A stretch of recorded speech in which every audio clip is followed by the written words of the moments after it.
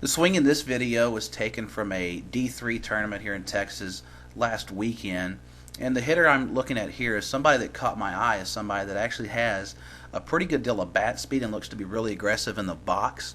But I want to help this hitter understand exactly what she's doing in this particular swing that's not allowing her to be successful off of pitching that I think that she would normally just really dominate against. So the issue here is that we've had a batter strike out at a ball at the top of the strike zone. So what I want to talk about here is what allows this hitter to work their bat into a position here at bat lag that is so far underneath the plane of the pitch that allows her to actually miss this ball. So let's go back and take a look. So the problem is that we've got our hands underneath the height of the pitch here, which our barrel is going to be underneath, which I don't mind that position, the barrel underneath the hands, but she's not able to recover in a game situation for a couple of reasons. So we want to talk about that just a little bit. So let's start at her batting stance. Now in the batting stance, I'm not a big fan of, hey, coach the batting stance up to make a kid feel uncomfortable.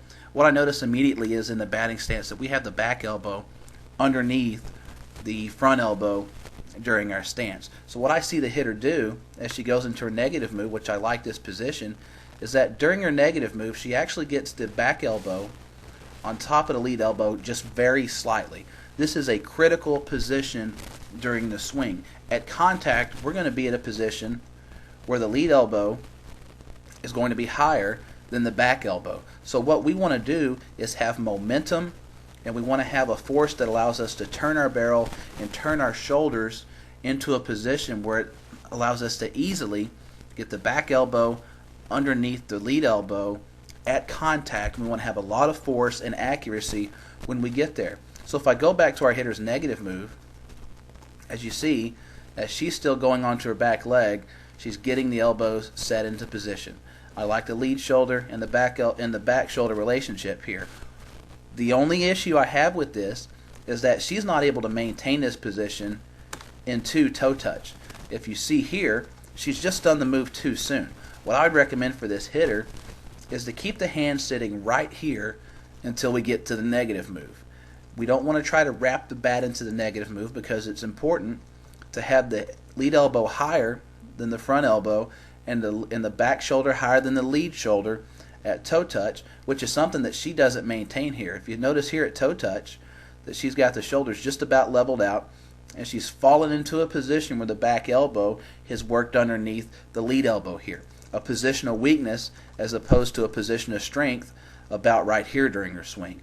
So her hand position in her negative move and her shoulder position in her negative move is much stronger than her position at toe touch, which is a huge mistake by our hitter here. And what ends up happening during the swing is I want to focus on three different areas. I want to look at the front knee, the back knee, and the back elbow. And I want to just cycle through a few frames right here, and this will tell me exactly what she is starting the swing with. So let's go back and let's fast forward 5 or 6 frames. And what we immediately noticed is that the back elbow has moved farther than the back knee, which has moved farther than the front knee, which really hasn't done anything.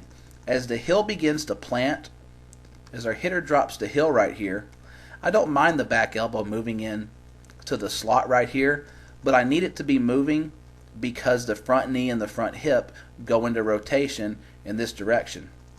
If I look here, I see more movement with the number 15 on her jersey and her back elbow than I do anything else on this swing. So this becomes an upper body swing.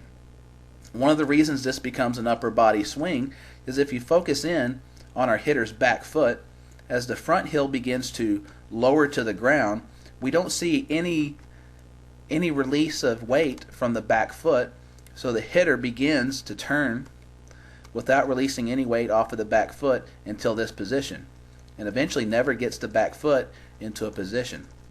What we need to make sure that we do here is that when the hands cross the back shoulder in this position, we ought to be rotated up to the tip of the toe and the heel ought to be off the ground. We're not going to spin our back foot, and as you see, she does roll the weight to the inside of her foot. It just happens way too late. What happens here is our bat begins to drag behind our body at this point. So she's getting into this position where the hands are behind her center of gravity here, And this is going to allow us to be a little bit underneath the plane of the ball at this position, and it's something that she'll never recover from at that position. So what I'd really like to see this hitter do eventually is try to make sure, and I'll put the hitter side by side her own herself here. And what I want to try to show the hitter here is that the proper sequence that I'd like to see this hitter try to work into. So I take her into her stance on both sides. So what I want to try to see the hitter do is just maintain, is start here, is when the leg begins to work to this point, that's when I want to see the hands working more here. So I want the opposite relationship to happen. As we begin to move forward with our weight here, I want to see the hitter be able to work her hands back at the same time. So we could land in toe touch with the upper body in this good downhill shoulder position, elbows working downhill, at toe touch in this position right here. That's where I'd like to see our hitter work to. So that's going to require the hitter keeping her hands still through this first half of her swing. So I ought to see the hitter's hands stay still to this point, and then I ought to see the hitter's hands work back right here. But we know, as looking at our hitter, it's just a different sequence that happens right now. By changing the order or the sequence of the swing, it should allow our hitter to be in a better position to make a judgment and to try to get back on playing with the pitch instead of making the strikeout here, okay? So I want to make sure also that as the front heel begins to lower to the ground, we ought to immediately let the back heel pick up, and this should help the front side go into rotation.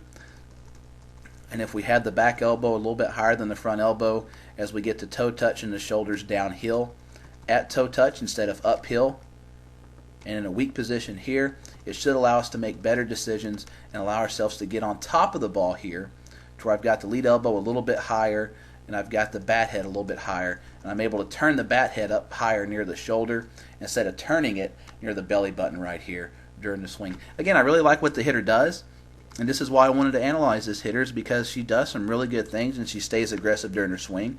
Just I saw her here and she didn't have any success during this at bat, and I think with a couple of adjustments here and there that this hitter seems to be athletic enough to do, that she can really put up big numbers going forward.